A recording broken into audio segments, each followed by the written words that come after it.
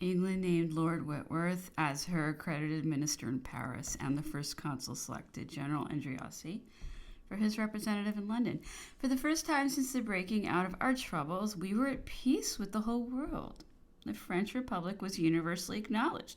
Such were the fruits of moderation combined with talent, and accordingly no head of a government ever excited at any time an admiration so general or so deeply felt as that which the first consul commanded at this period. Peace restored to us the possession of the small factories we formerly had in the East Indies, and of all our American colonies. The Dutch lost Ceylon. A few other stipulations of minor importance took place. No difficulty was felt in the resumption of those colonies in which all labor had not been destroyed by the liberty granted to the blacks. The case, however, was otherwise with St. Domingo, the richest of our colonies previously to its revolution, but it had now become the most fatal present that France could have received. It was nevertheless necessary to make arrangements for sending troops thither. The interest of the mother country required it, as well as that of a multitude of families utterly ruined by the disorders to which the colony had been a prey. They flattered themselves that they should recover possession of the property they had lost just in the same manner as one might return to an estate which had been quitted for a time, and in their anxiety for the sailing of the expedition they complained that the distress to which they had been reduced was unnecessarily protracted. The first consul was not to be overawed by such clamors. He attempted nothing in haste. He wished to make himself acquainted with St. Domingo before the expedition should set sail, just as he had taken the precaution to study Egypt previously to effecting a landing at the Marabout. He was upwards of a month engaged in collecting information respecting that island from all those who had resided in the Antilles, whether as administrators, military men, or planters. The profession of the party was of little consequence to him. He desired that all those who could throw some light on the subject should be sent to him to Malmaison. I have known him to be closeted for hours with inferior clerks in the Marine Department who had been pointed out to him as possessed of positive information respecting St. Domingo. This was the occasion on which he became more particularly acquainted with Monsieur Barbé-Marbois, who had been intendant general of that colony and was then a counselor of state. He was pleased with him, and on the demise of Monsieur Dufresne, he named him director, and some months afterwards minister of the public treasury. This alteration, however, in the title of office only took place, I believe, in order that he might introduce Monsieur Marbois into the council and work with him without exciting the envy of other counselors of state who were placed at the head of the various branches of administration.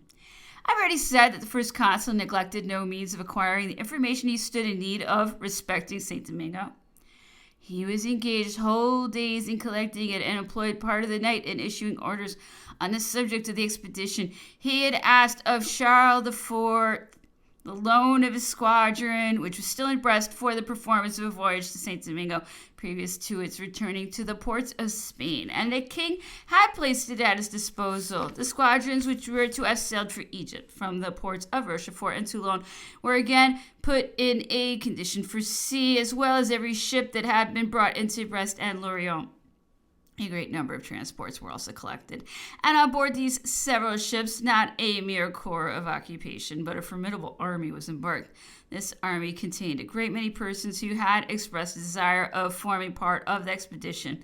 It also numbered a multitude of those restless and uneasy minds for whom a state of peace is insufferable, and who require a perpetual change of scene. Such elements are more available for promoting a conquest than for preserving or forming a permanent establishment in a colony which only stood in need of hope and consolation. St. Domingo was accordingly treated as a hostile country.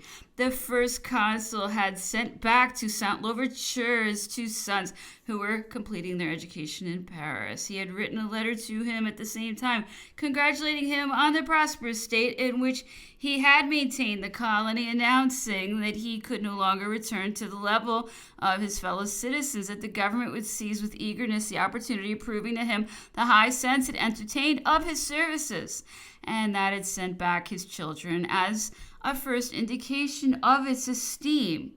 The squadron having arrived off Cape Francais, detached a division towards Port-au-Prince. Toussaint was absent, and Christophe commanded in his stead. He hesitated at first and endeavored to gain time, but he soon returned to his natural ferocity and set fire to Port-au-Prince.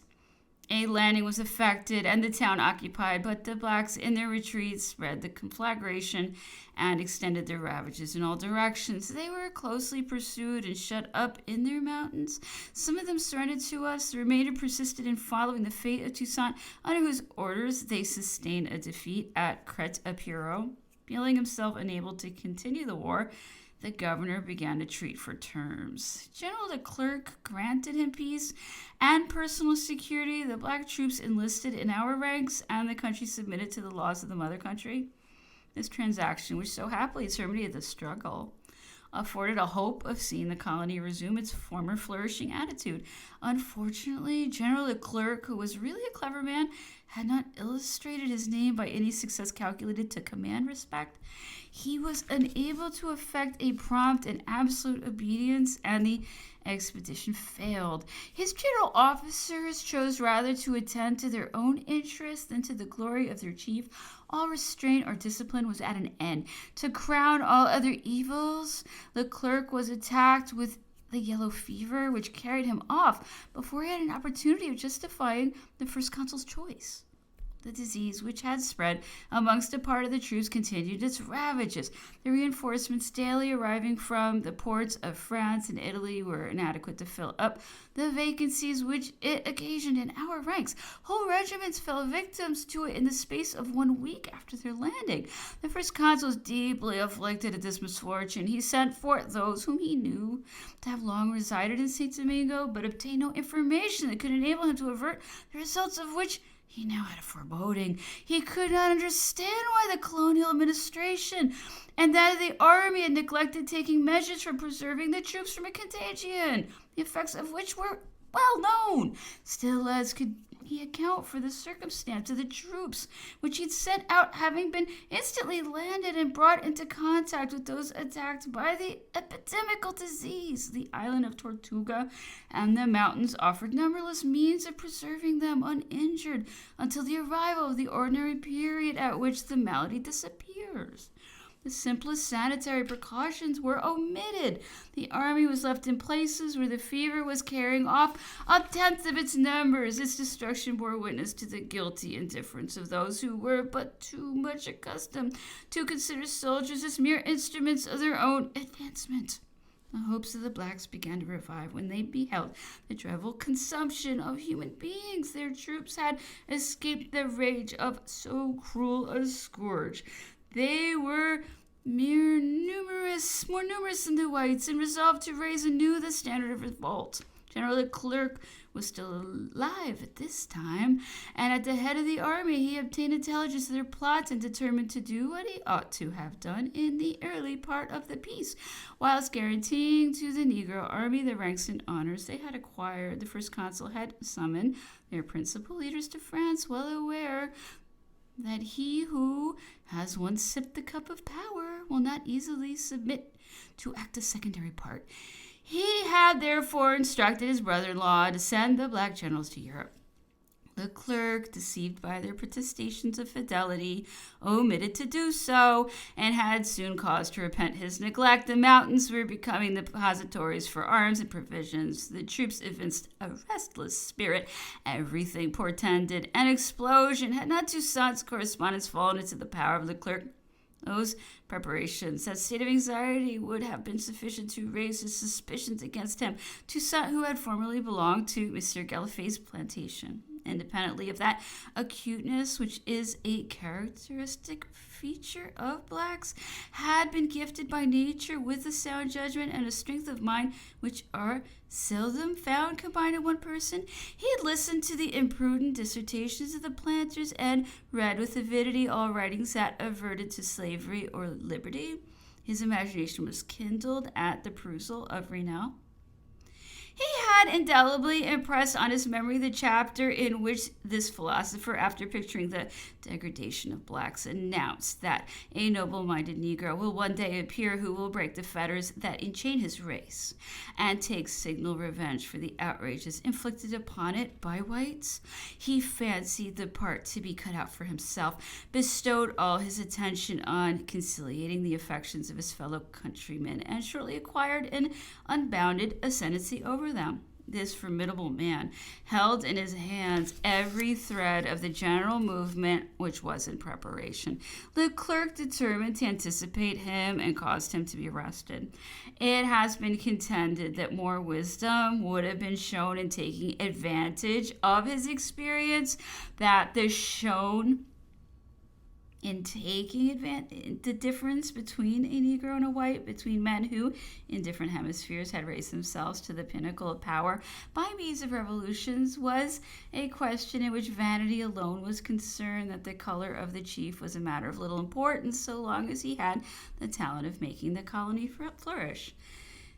These are specious considerations. If Toussaint, however, had been a man likely to be satisfied with the second rank, he would not have placed General Laveaux under the necessity of receiving a deputation which had not originated in any suggestion from him. He would not have insultingly dismissed General Hedonville, raised the standard of revolt, and risked everything to conquer what was not contested to him. He was aware of the consequences of rushing to arms, and after having insulted a fresh and powerful army, he was not likely now to remain passive when it was sinking under the malady of the climate.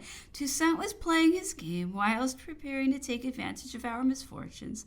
Leclerc acted his part in forestalling him, and proofs against him were besides incontrovertible. But had they not been so, who could believe that a man of the character of Toussaint Louverture would see an opportunity of proclaiming the liberty of the blacks and neglect taking advantage of it? He was sent to France and confined in the castle of Joux. Anxiety, age, a climate too severe for his constitution, soon put an end to his days. He died some months after his arrival.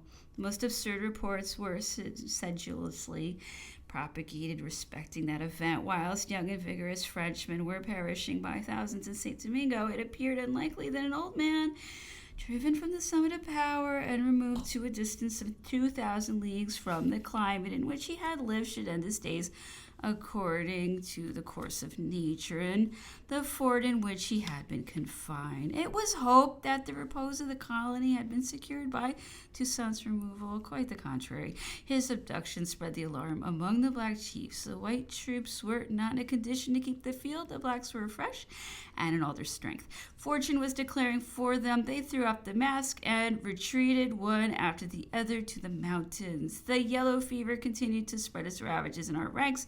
Nearly the whole army has perished.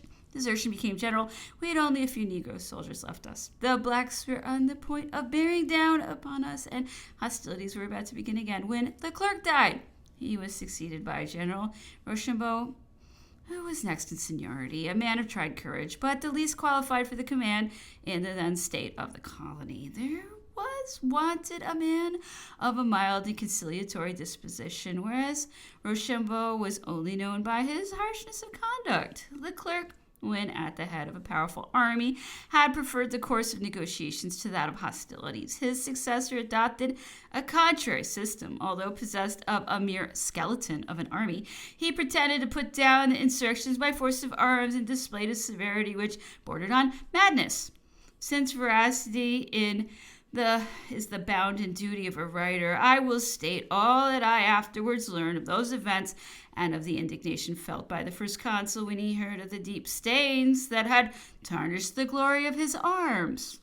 The new general-in-chief, whose name was enrolled amongst those who had contributed to the independence of America, established himself at the Cape, where he was soon surrounded by that crowd of proprietors who were exasperated at the revolution and were not disposed to stop at anything. When the object was to recover what they had lost, no means were indifferent to them. The violence of the general-in-chief rather favored their views. They applauded him, flattered his passions, and neglected no opportunity of exasperating his ardent mind. General Rochambeau soon lost all self-command. He became a blind instrument of the atrocious schemes of his flatterers who had conceived the thought of exterminating the whole black population. This horrible idea was followed up. All hands were set to work. A degree of barbarity was displayed which is a disgrace to our age and will inspire horror in succeeding ages. The wretches who had been proscribed were indiscriminately carried off in all directions. They were embarked under pretext of being transported from the island and were drowned at night in the open sea. Worse remains to be told. When the terror inspired by this wholesale condemnation had driven a wretched population to seek its safety in flight, dogs of a particular species were procured from the island of Cuba for the purpose of hunting them more efficiently in their retreats. These animals were let loose in the underwood. The blacks were followed to the deepest recesses of the mountains. This new mode of dislodging an enemy who laid himself flat on the ground under the fallen leaves was revolting to the feelings of the troops. They refused to shoot some of these wretches who were forced out by the hounds and to assist in hunting them out of the woods. The soldiers went further. When they learned that the poor creatures who fell into their hands, instead of being transported to some other land, were actually drowned at sea, they mutinied and declared that they had come to St. Domingo not for the purpose of promoting savage executions, but of fighting, that they were not disposed to accept as auxiliaries the packs of hounds which led them on, that if the same scenes were revived, they would inflict summary punishment upon the hounds and their savage guides. It was found necessary to yield that the barbarous hunt against which those gallant men had raised their voices was relinquished. Such were the occurrences in St. Domingo, whilst France was indulging in the pleasing illusion of shortly seeing that rich colony supply the mother country with its wealth. Many private letters, which contained the details of those savage executions, had reached France from various parts of America and had been communicated to the first consul. Nevertheless, although they all agreed in their accounts, he refused to give credit to such savage acts, so revolting was the picture they exhibited. He wondered at not receiving reports from those whose duty it was to make them, and often repeated in the deepest distress of mind that if those atrocious executions were true, he discarded the colony forever, that he never would have directed its occupation could he have foreseen the guilty excesses which had arisen out of the expedition. Chapter 28. Ever since the first consul was invested with the supreme power, his life had been a continued scene of personal exertion. He had for private secretary Mr. de Bourrienne, a friend and companion of his youth, whom he now made the share of all his labors. He frequently sent for him in the dead of the night, and particularly insisted upon his attending him every morning at 7. Bourrienne was punctual in his attendance with the public papers, and he had previously glanced over the first consul, almost invariably read their contents himself. He then dispatched some business and sat down to table. Just as the clock struck 9, his breakfast, which lasted 6 minutes, was no sooner over than he returned to his closet, only left it for dinner, and resumed his close occupation immediately after until 10 at night, which was his usual hour for retiring to rest. Bourrienne was gifted with a most wonderful memory. He could speak and write many languages, and would make his pen follow as fast as the words were uttered. He could lay claim to many other advantages. He was well acquainted with the administrative departments, was versed in the law of nations, and possessed a zeal and activity which rendered his services quite indispensable to the first consul. I have known the several grounds upon which the unlimited confidence placed in him by his chief rested, but I am unable to speak with equal assurance of the errors which occasioned his losing that confidence. Bourrienne had many enemies. Some were owing to his personal character, a greater number the situation which he held. Others were jealous of the credit he enjoyed with the head of the government. Others again discontented at his not making that credit subservient to their personal advantage. Some even imputed to him the want of success that had attended their claims. It was impossible to bring any charge against him on the score of deficiency of talent or of indiscreet conduct. His personal habits were watched. It was ascertained that he engaged in financial speculations. An imputation could easily be founded on this circumstance. Peculation was accordingly laid to his charge. This was touching the most tender ground, for the first consul held nothing in greater abhorrence than unlawful gains. A solitary voice, however, would have failed in an attempt to defame the character of a man for whom he had so long felt esteem and affection. Other voices, therefore, were brought to bear against him.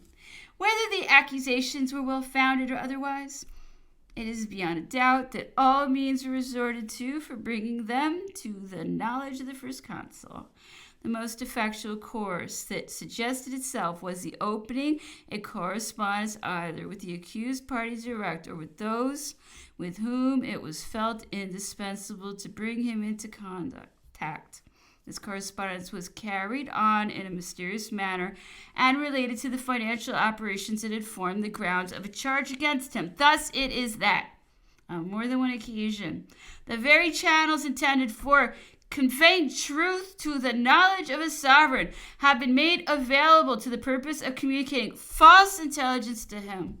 I must illustrate this observation. Under the reign of Louis XV, and even under the Regency, the post office was organized into a system of minute inspection, which did not indeed extend to every letter, but was exercised over all such as afforded grounds for suspicion. They were opened, and when it was not deemed safe to suppress them, copies were taken, and they were returned to their proper channel without the least delay. Any individual denouncing another may, by the help of such an establishment, give great weight to his denunciation. It is sufficient for his purpose that he should throw into the post office any letter so worded as to confirm the impression which it is in his object to convey. The worthiest man may thus become compromised by a letter which he's never read, or the purport of which is wholly unintelligible to him. I am speaking from personal experience. It once happened that a letter addressed to myself relating to an alleged fact, which had never occurred, was opened. A copy of the letter so opened was also forwarded to me, as concerning the duties which I had to perform at that time, but I was already in possession of the original, transmitted through the ordinary channel. Summoned to reply to the questions to which such productions had given rise, I took that opportunity of pointing out the danger that would accrue from placing a blind reliance upon intelligence derived from so hazardous a source. Accordingly, little importance was afterwards attached to this means of information, but the system was in full operation at the period when M. de Bourrienne was disgraced. His enemies took care to avail themselves of it. They blackened his character with M. Barbé-Marbois, who added to their accusations all the weight of his unblemished character. The opinion entertained by this rigid public functionary and many other circumstances induced the first consul to part with his secretary, and the duties of the latter were for the most part united to those of M. Maret, who had hitherto acted only as chief secretary to the consulate. M. de Bourrienne's place in the cabinet was filled up by M. de Meneval, a man of honor and talents, who won the first consul's esteem and justified the favor he acquired by a zeal for his service which has stood the test of time. We were now in the season of autumn, when the first consul made a tour through the departments bordering the river Seine.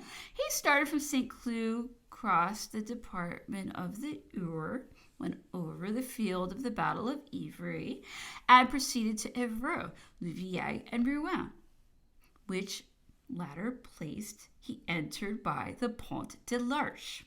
He visited the manufactories of that city and of Elbeuf, and pushed on as far as Havre, whence he repaired to Dieppe. He was on the road between these two ports when he received the dispatch announcing the death of General Leclerc.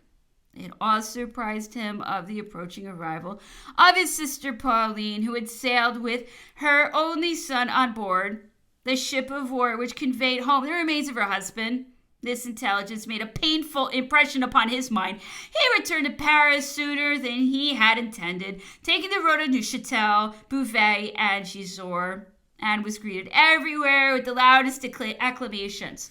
The constituted authorities of Beauvais, in particular, went a great distance to receive him and were preceded by a group of very elegant young ladies, the handsomeness of them carrying the flag which celebrated Jean Hachette rested in a sortie from the troops of the Duke of Burgundy, who had laid siege to the town. Delighted at this instance of bravery, Louis VI resolved to perpetuate the remembrance of it and granted the right of precedence to the ladies of Beauvais, and decreeing that they should take the lead of the other sex in all public ceremonies. The first consul had been some days in the capital when he learned that the ship in which Madame Leclerc had embarked had just entered Toulon. Having been prevented by contrary winds from reaching the western ports, he immediately dispatched General Lauriston to the south, who brought Madame Pauline back to Paris. Our internal tranquility was uninterrupted, and peace was restored with foreign powers. A question extremely important and difficult to settle now engaged his attention, and riveted it for the remainder of the autumn and part of the succeeding winter. A habit had grown up during the Revolution of saying Mass in private houses. It was celebrated by non-juring priests. Devotees pretended that their masses were of more avail and more agreeable to God than those celebrated by priests who had taken the oaths. They were attended by many through a spirit of opposition, and affected zeal for hearing them was even put forth by atheists in order to thwart the government. Almost every old family had its private chapel. Mass was alternately said at one or other of them. The affiliated brotherhood received the previous intimation and met together under various pretenses, sometimes even if merely to return a visit. In a very short time, other ceremonies were also performed in those chapels, such as baptisms, confessions, nuptial blessings, and burials. In short, a real schism had sprung up. The state of things dated from the early days of the Revolution. The first consul had felt unwilling to resort to measures of severity for putting a stop to it. He viewed it as a result of the alarm felt by some persons of a timorous conscience, and not as the invention of malevolence. He resolved, however, that this should cease by the application of an effectual remedy. He probed the evil to the root, and determined that whatever was connected with the interests of religion or with ecclesiastical discipline should be established upon a solid foundation. The Charge d'Affaires of France at the court of Rome was instructed to broach the subject, and as it was the wish of the first consul in this discussion not only to terminate the quarrels which disturbed the harmony of the clergy, but to guard against an influence which was already on the increase, he reserved to himself the management of the negotiation. Accordingly, he complained to the Pope of the breaking out of a schism which threatened the repose of the faithful and perhaps of religion itself. He manifested the desire he felt of averting such an evil, and begged His Holiness would send a legate with whom he might confer upon the subject. This proposal was eagerly accepted by the Pope, who sent to Paris Cardinal Gonsalvi Spina, Archbishop of Genoa, and Caselli to discuss the question of a concordat. The first consul named on his part his brother Joseph, Monsieur Cretet, and Abbé Bernier, curé of Saint-Lô d'Angers, to consider its articles conjointly with the prelates. The concordat was signed on the 18th of July, 1801.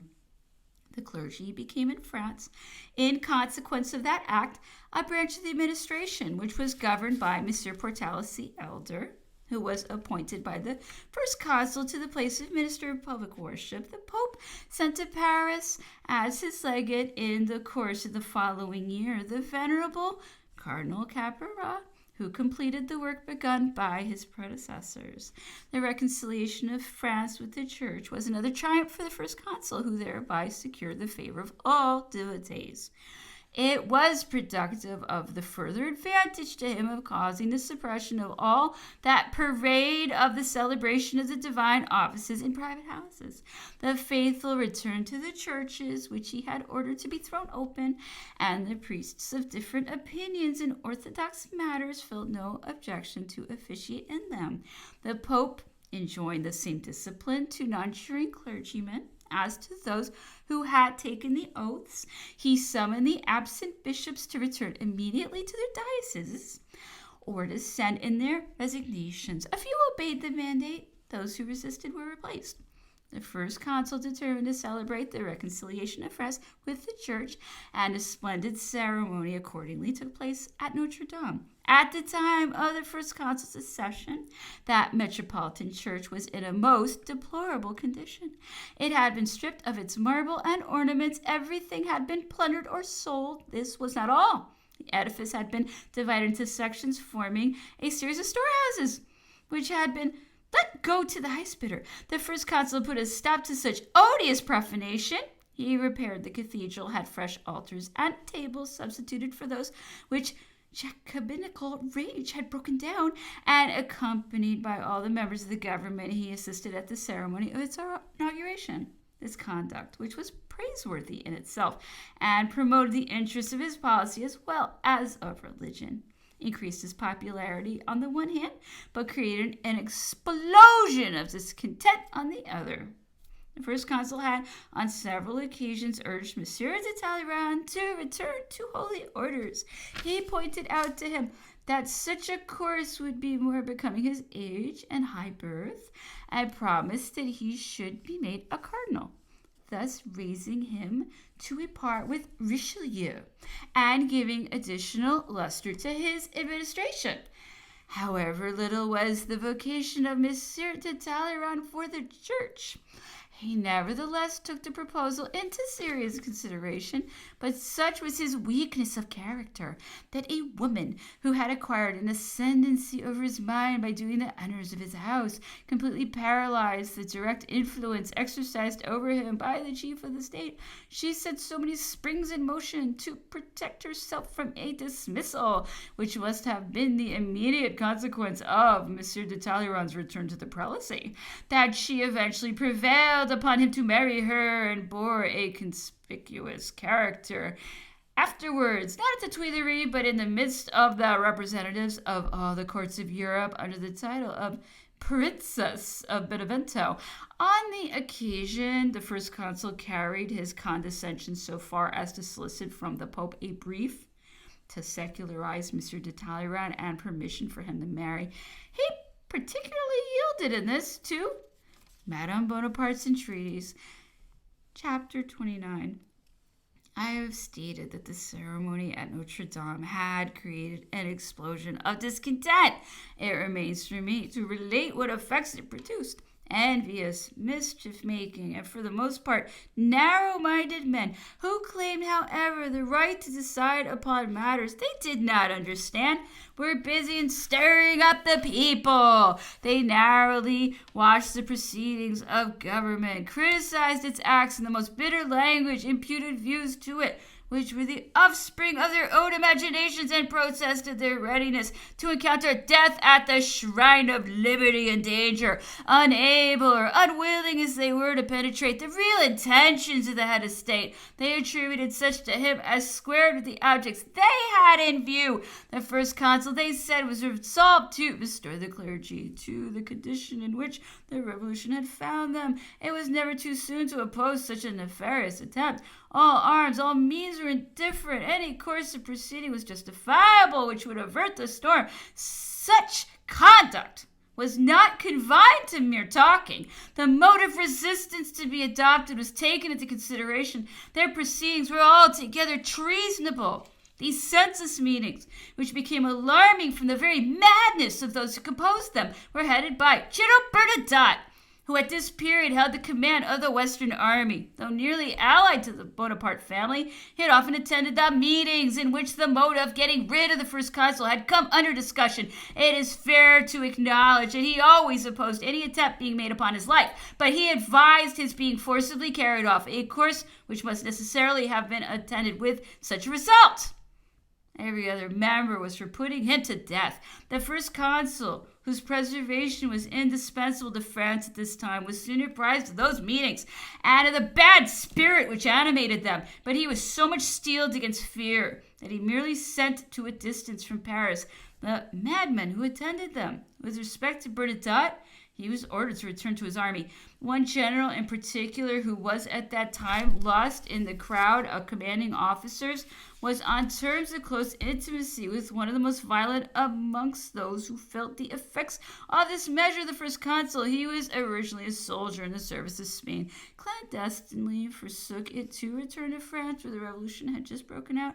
He attached himself to the representatives who went to stir up the spirit of the armies and purify them, and hunted down the aristocrats with a zeal which proved very serviceable to him. He now found a fresh opportunity of serving the state. He took advantage of it and pointed out to the first consul the views and resources of those meetings, which he had so often excited with his Republican ideas. He named amongst others Colonel F., Colonel D., with whom he was united by the closest terms of intimacy. He represented them to be so ardent in the cause as to not wholly to reject the idea of an attempt upon the first consul's life, a consideration which could alone, he said, have determined him to give the information he had just communicated. Being provided with a document so detailed in nature, the head of the state ordered the arrest of the 2 officers who were named to him. The minister of police had allowed him to remain ignorant of the existence of such odious conspiracies. He knew not whether they had escaped to vigilance or whether Fouché had any interest in deceiving him. In the uncertainty what to do, he would not have recourse to ordinary channels, but directed to the select corps of the gendarmerie, of which I was the colonel, to secure the parties denounced. F was arrested, but D escaped by the officious attentions of his informer. The latter had no sooner transmitted his reports to the first consul than he ran to inform his friend that all was discovered, that he should take care of himself, hoping doubtless to relieve his conscience by such gratuitous advice. D, greatly affected at this semblance of anxiety for his fate and fully relying upon an old intimacy, contracted amidst chances of political fortune which they had run together, asked him for an asylum. He dared not refuse the fugitive and afforded him shelter, but he gave information at the same time that he was unable to resist the importunities of friendship and that D had sought an asylum from him. I was at Malmaison when this piece of intelligence was brought. The first consul, who was vexed at such intrigues, sent me immediately to Paris with an order to dispatch a detachment of gendarmerie to the country house of that general. The detachment proceeded to the village, but found no one was there. D was on his way to his own house, and the first consul desired that he should be left undisturbed.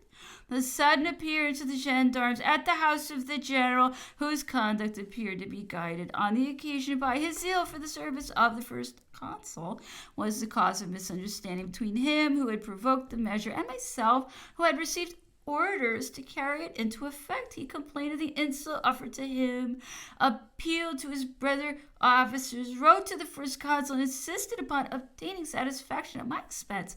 So much clamor for a mere visit of gendarmerie created suspicion. I could not give credit to the sincerity of that inflexible anger, which appeared to possess blank, and originated, after all, in an unpleasantness to which everyone is exposed. I demanded satisfaction in my turn. I endure, said I to the first consul, the language I am subjected to by the command with which you have vested me, because the good of the service requires it. But if this is always to be the case, if I am always to be persecuted by the clamors of those against whom I may receive any orders to execute, deign to relieve me of the duty and give me a regiment of cuirassiers in exchange for my own. Why should you mind those clamors? Replied the first consul. Do you not see from whence they spring? Raises his voice so loud, merely because he informed me himself of the views entertained by D, and of the place of shelter he had chosen. You may be quite at ease, however. I take upon myself to quiet them. I learned, in fact, his having hinted to him that his conduct was not calculated to do him any good, that he should take part one way or the other, and had only to make his selection.